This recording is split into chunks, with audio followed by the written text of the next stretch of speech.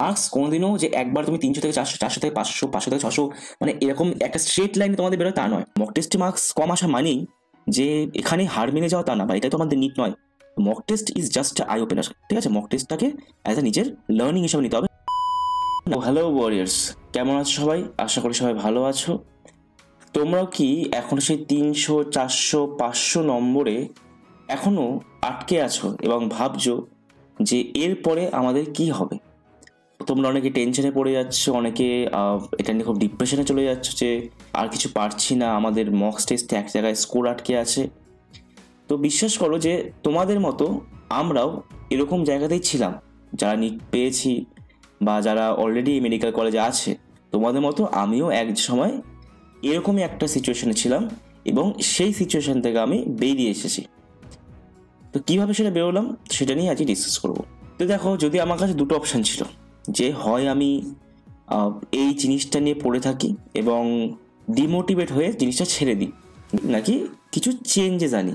কি চেঞ্জ? আমার নিজের প্রিপারেশনের মধ্যে কিছু আমি জিনিস অ্যাপ্লাই করি, বা যে জিনিসগুলো ভুল করছি সেগুলোকে শোধরানোর চেষ্টা করি। আমি পার্সোনালি 3টে স্ট্র্যাটেজি ইউজ করেছিলাম, বা 3টে স্টেপ বলতে পারো, যেটা করার পর আমার পার্সোনালি 550-এর প্লাস স্কোর কনসিস্টেন্টলি আসছিল। ওকে, সেইগুলো তোমাকে ডিসকাস করবো যে আমি কি কি ভুল করেছি এবং সেখান থেকে আমি কি করে বেরিয়েছি। দেখো, সবার ভুল কিন্তু আলাদা হয়, সবার প্রবলেমস আলাদা হয়। তো সেখান থেকে বেরোনোর দায়িত্ব তোমাদেরই, কিন্তু ওটা নিয়ে পড়ে থাকলে হবে না। তো যদি তোমরা নতুন এসে থাকো চ্যানেলটাতে এবং সাবস্ক্রাইব করা থাকে না, অবশ্যই সাবস্ক্রাইব করে নিও, ঠিক আছে? তাহলে এটা আমার মোটিভেশন দেয়, কারণ নিজের কলেজের সাথে এত কিছু চাপের মধ্যে ভিডিওগুলো বানানো সত্যি খুব টাফ। তো আমি কি কি ভুল করতাম? সবার প্রথমে আমি একটা কনভেনশনাল পেপারের যে একটা স্ট্র্যাটেজি হয়, যেটা সবাই বলে, ইউটিউবে বলতো এবং ফলো করতে হবে, সেটা করতাম। কি? যে প্রথমে বায়োলজি করি, তারপর কেমিস্ট্রি করি, তারপর ফিজিক্স করি, আর তারপর ব্যাস পেপার আমার কমপ্লিট। 15 মিনিটে আমরাই ওটাকে গোল করে নিলাম, ওএমআর ফিল আপ করে নিলাম, হয়ে গেল। কিন্তু এই স্ট্র্যাটেজিতে সমস্যা হচ্ছে যে এটা আমার পার্সোনাল স্ট্র্যাটেজি নয়। এই রুলগুলো ফলো করলে আমার ওটায় আমি পেপারটা টাইমে শেষই করতে পারছি না, উল্টে আমার কি করছে, অনেক কটা নেগেটিভও খেয়ে যাচ্ছে আমি, ঠিক আছে? আমার অ্যাকিউরেসিও কমে গেছে এরপর। তো এটা নিয়ে আমি একটু ভাবলাম যে স্ট্র্যাটেজিটা কি হতে পারে। তো সেটা আমি ঠিক করেছি, কি করে করেছি সেটা বলবো আমি। তারপর কি ভুল করতাম, যে প্রচুর আমি পেপার অ্যানালাইসিসে আমি সময় নষ্ট করতাম। কিভাবে?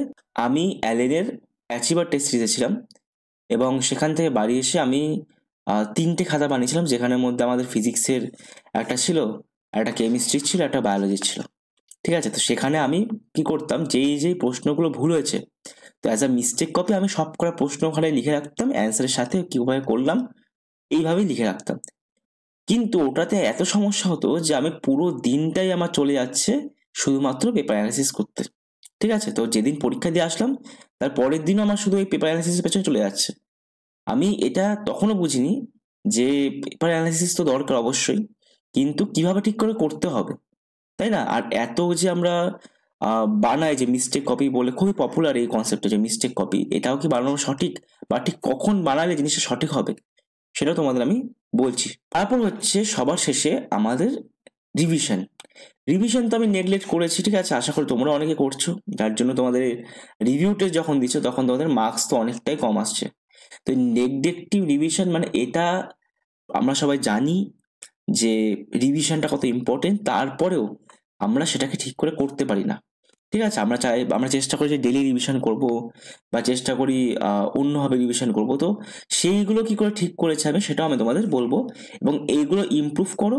বা তোমরা যারা এগুলো করছো না, ঠিক আছে, যেগুলো আমি বলছি সেই 3টে জিনিস তো খুব ইম্পর্টেন্ট, সেগুলো ফলো করতে পারো, তাহলে দেখবে তোমাদের মার্কসটা 550 প্লাস আসছেই আসছে, ঠিক আছে? তো সবার প্রথমে এতগুলো টেস্ট দেওয়ার পর আমি যেই জিনিসটা শিখেছি সেটা হচ্ছে কি, mock test is not about testing what you know, it's about learning what you don't no.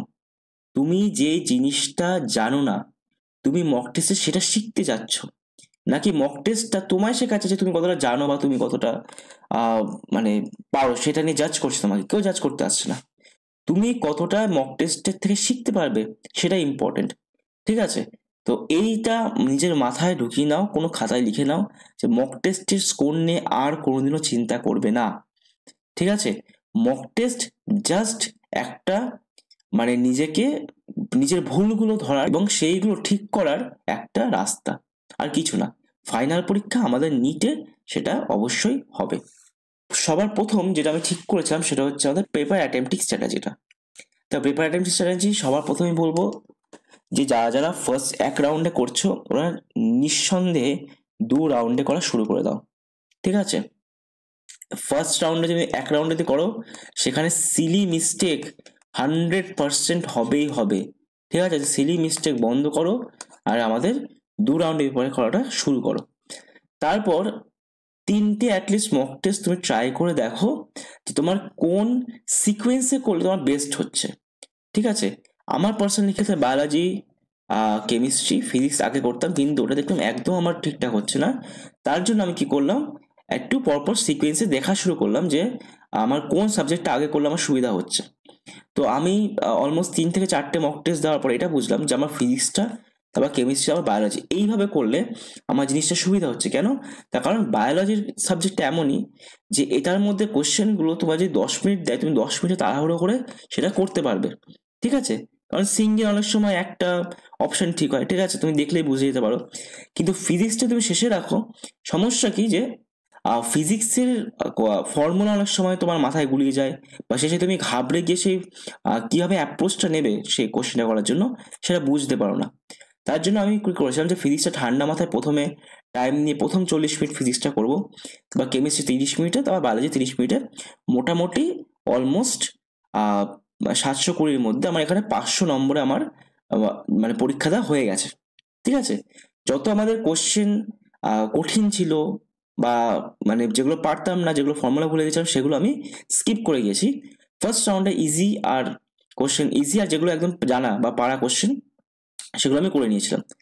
তারপর কি করতাম আমি, রাউন্ড 2তে এসে আমি ফিজিক্সে 20 মিনিট দিতাম, কেমিস্ট্রি 10 মিনিট, আর বায়োকে 10 মিনিট দিয়ে আমি রাউন্ডটা শেষ করতাম।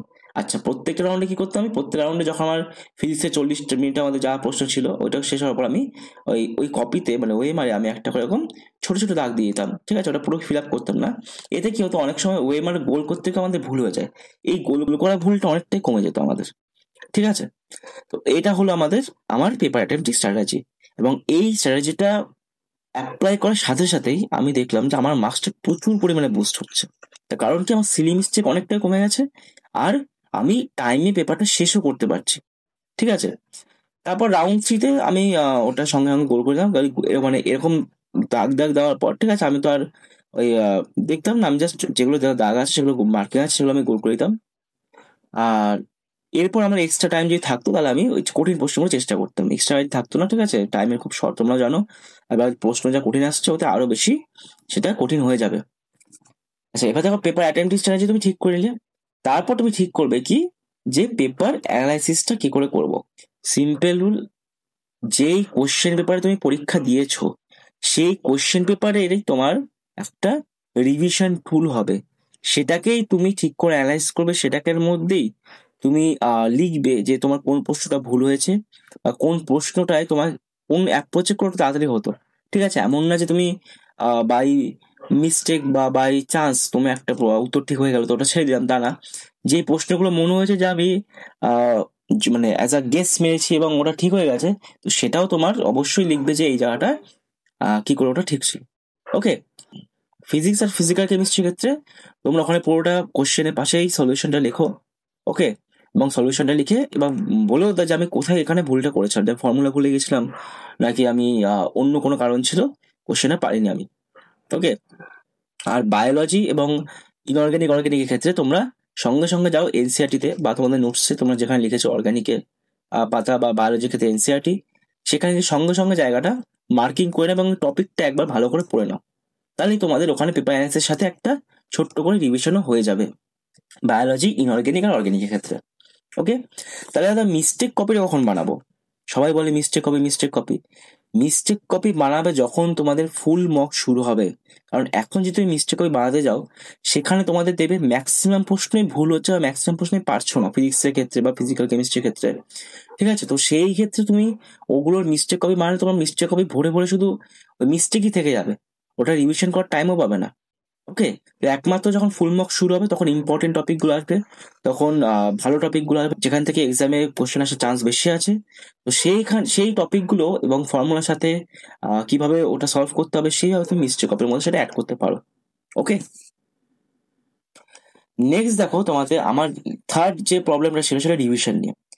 রিভিশন নিয়ে আমি পার্সোনালি দু রকম হয়, এক তো আমি ডেলি করে দিচ্ছি রিভিশন, ঠিক আছে, বা আমি উইকলি রিভিশন করছি। পার্সোনালি আমার উইকলি রিভিশনটা বেশি পছন্দ, কারণ ডেলি রিভিশনে আমি সময় পেতাম না। ঠিক আছে, ক্লাসের মানে কোশ্চেন প্র্যাকটিস করে কোনো লেকচার অ্যাটেন্ড করে ঠিক আছে সময় পেতাম না রিভিশন করার। তার জন্য আমি কি করতাম যে সানডেতে টেস্ট দিয়ে আসলাম, সানডেতেই আমি অ্যানালাইসিস করে নিলাম, ঠিক আছে, রাতেবেলার মধ্যে। তারপর মানডে আর টিউসডে দুটো দিন আমি রাখতাম রিভিশনের জন্য। এখন অবশ্যই তোমাদের যে মক টেস্ট হচ্ছে তার মধ্যে দুটো উইকের গ্যাপ আছে, বা যদি একটা উইকের গ্যাপ থাকে তাহলে সমস্যা, যদি একটা উইকের গ্যাপ থাকে তা তুমি রিভিশনটা একদিনে করো, মানডের মধ্যে করে নাও। দুটো উইকের গ্যাপ থাকে তাহলে আমি বলবো মানডে আর টিউসডে দুদিন লাগিয়ে ভালো করে তোমার আগে যা যা চ্যাপ্টারগুলো ছিল, ঠিক আছে, মানে যে সপ্তাহে পরীক্ষা দিয়েছো তার আগে এবং সেই সপ্তাহের পরীক্ষাগুলো সব পুরোটাই তোমরা একসাথে রিভিশন করে নাও। তাহলে কি হবে, তাহলে তোমাদের পুরো জিনিসগুলো একবার মাথায় ঢুকে যাবে। এবং বায়োলজির ক্ষেত্রে আমি বলবো যে তোমরা 1-3-5 রুল ইউজ করতে পারো, যেটা আমি করেছিলাম। যে আজকে তুমি ধরো বায়োলজি একটা চ্যাপ্টার পড়লে, সেই চ্যাপ্টারটাই তোমরা কি করবে, নেক্সট আবার একদিন পর রিভিশন করবে। মানে আজকে তুমি ধরো মানডেতে পড়েছো, তো সেই চ্যাপ্টারটাই তোমরা আবার কোথায় করবে, আবার তোমরা টিউসডে গ্যাপ দিয়ে ওয়েডনেসডেতে আবার রিভিশন করবে। তারপর আবার ওয়েডনেসডে পর আবার 3 দিন গ্যাপ দেবে, তারপর আবার Wednesday Thursday Friday Saturday gap দিলে আবার সানডে তুমি জিনিসটা রিভিশন করবে। এরকম করে করে তোমরা কি করবে, বায়োলজিটা রিভিশন করতে পারো। এতে কি হয় যে তোমাদের আর টেম্পোরারি মেমোরি থেকে তোমাদের বায়োলজিটা কি হয়, পার্মানেন্ট মেমোরিতে চলে যায়। বায়োলজি এবং তোমরা ইনঅর্গানিক বা অর্গানিকের সাথেও সেম জিনিসটা তোমরা ইউজ করতে পারো, খুবই হেল্পফুল।